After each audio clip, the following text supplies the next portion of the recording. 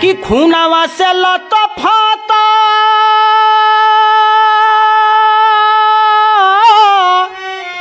Early होले शरीरिया तपाती लिखी दे सके जवान हो तपाती लिखी दे सके जवान हो तले जाके पाती धरिया माई के चरनिया माई से कही दिह सलाम ए भैया माई से कही दिह सलाम।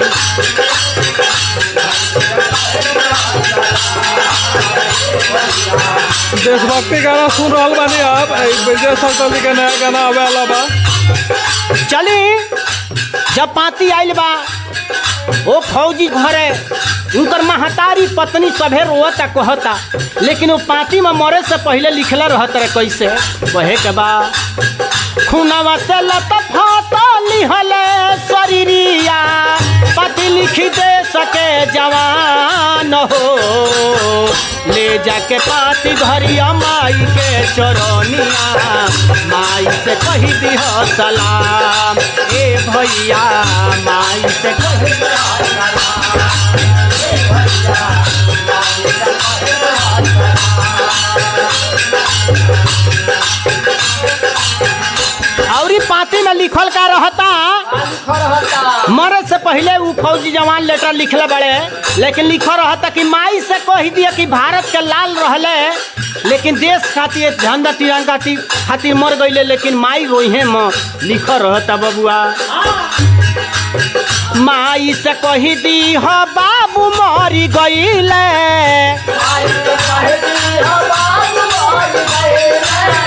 देशवा खातिर शहीद हो गईले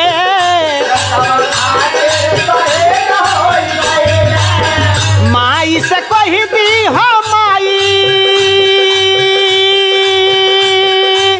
मोती रोई है माई से कही दी हो माई मोती रोई है भारत के रहले उलाल हो ले जाके पाती धरिया माई के चरनिया माई से कही दिह सलाम ए भैया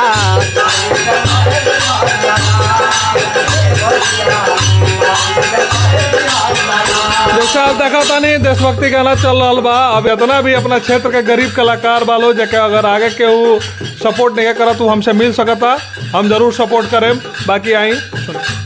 ए लिए अजीत भैया हमारा गाना का पूरा पेशकश काहे करे के पड़ता कि पब्लिक के तरफ से जौन एगो वीडियो डालला बनी फोन कैल लोग माने सबे के हलचल जी पूरा गाना सुनाई रहुरा कि गाना में रहस्य मिलो दू लाइन गाओ ले तो रहस्य ना मिली। अब गाना का मतलब होला कि सब गावे के पड़ी थोड़ा से जितना गाना बा। और पत्नी के बारे में का लिखल रहता बबुआ कहे के बा पत्नी से कही दी हो से नूरा ना धोई है हमारा से ऊ निराश मत होई है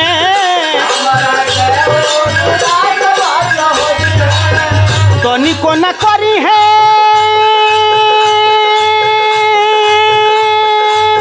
जे चिंता फिक्रिया तनी को न करी है गुमान हो ले जाके पाती धरिया माई के चरनिया माई से कही दिह सलाम ए भैया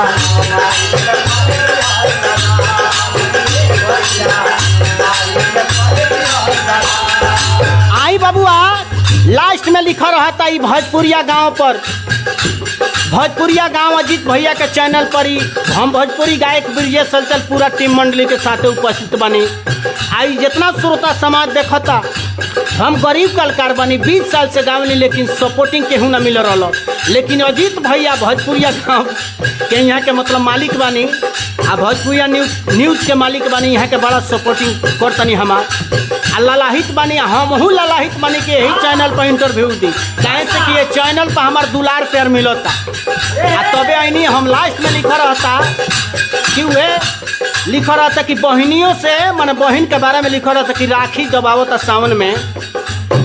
में राखी आवता तो लिखा रहता कि बहनी से कह दे कि बहनी मत रोइए राखी आई तो अगला जन्म में भेंट हो। वो फौजी जवान पार्टी में लिखले बाड़े बहनी से कही दी हो तो निको न रोई है,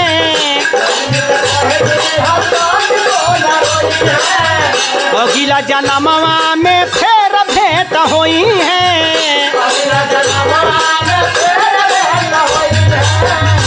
अरे राखी के दिन हम के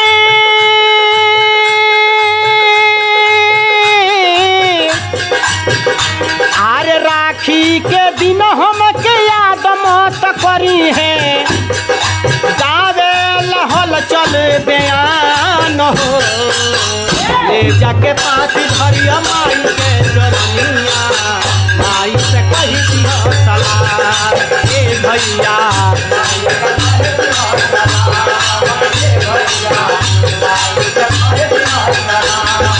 ए भैया माई से कही दिया सलाह ए भैया।